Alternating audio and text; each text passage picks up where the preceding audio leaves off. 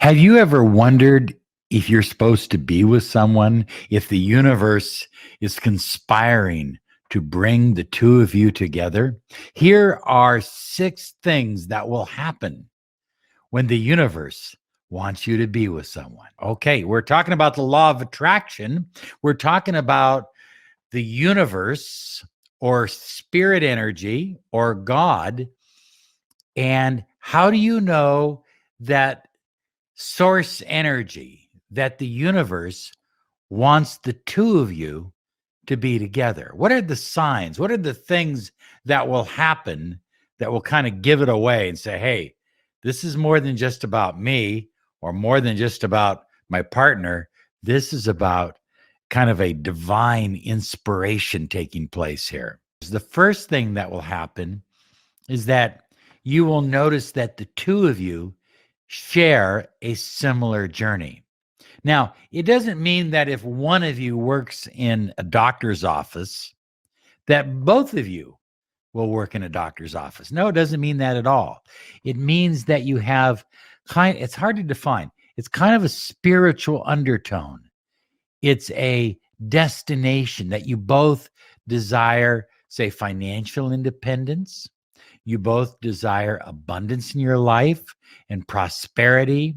You both desire to give. You both desire to be proactive. You both like outdoor activities. You both like mountain climbing. You both like bicycling. In other words, you both have a lot of similar interests. But more important than that, it's as if the two of you share a similar journey. The next thing that will happen is you will notice that the two of you just have a great interest in each other. And it's more than just a physical attraction. As a matter of fact, I've had people that are obvious twin flames. And they told me when they first met, there was no physical attraction whatsoever. That physical attraction grew over time. It grew because there was a spiritual counterpart. There was an emotional counterpart. There was an intellectual counterpart. And that helped boost up the physical attraction as well. And that's what I'm talking about, is that mentally, you just like talking to this person. That emotionally, you feel you can trust this person and you feel like you can share who you are and what your journey's about, what your life is about, what your fears are, what your goals are, what your dreams are. And they feel the same about you. So there's emotional, there's mental, there's a spiritual connection. It doesn't mean you both go to the same church.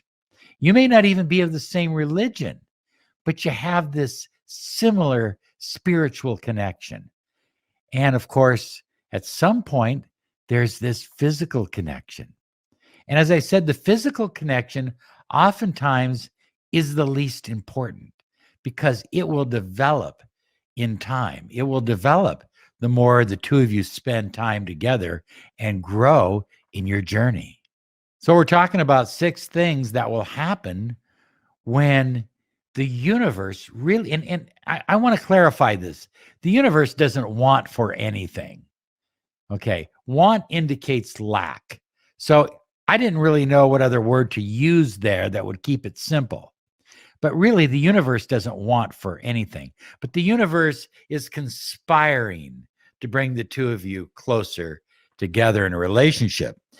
The relationship that you're in doesn't demand that you give up your spiritual journey, your path, your dreams, your goals, your destination. And you don't demand that of your friend or your new partner. Okay. So you just have this wonderful connection where you support each other and you love each other on your own journey. So number 4, high flyers, is that you have noticed, and you will notice the longer you are together, that your partner is attracted to your strengths. That's what really turns them on, is your confidence, your strength, your magnetism. But they will also stand by you during your times of weakness, during your times of sorrow, during your times of pain. I have to tell you, and I'm giving you my opinion. It's my belief. It means nothing more than that. But if you have a partner that is only with you when things are good, but abandons you when things are bad, you may be lucky, because you don't want a partner like that. You want a partner that is with you during all the, because life is not just about good times. It can be, okay? It depends on your belief system. So even bad times can be good times, if you know what I mean. If you know that you can reframe it in your mind, you can look for the benefit in it. But during times of weakness, I have one lady, she said, we've been together, I think it was 9 years. 9 years. And when my father died, this guy completely abandoned me. He didn't call me. He didn't comfort me. He didn't come by and visit me. He didn't offer to take me out. And after a year had passed, then he started showing her a little attention again.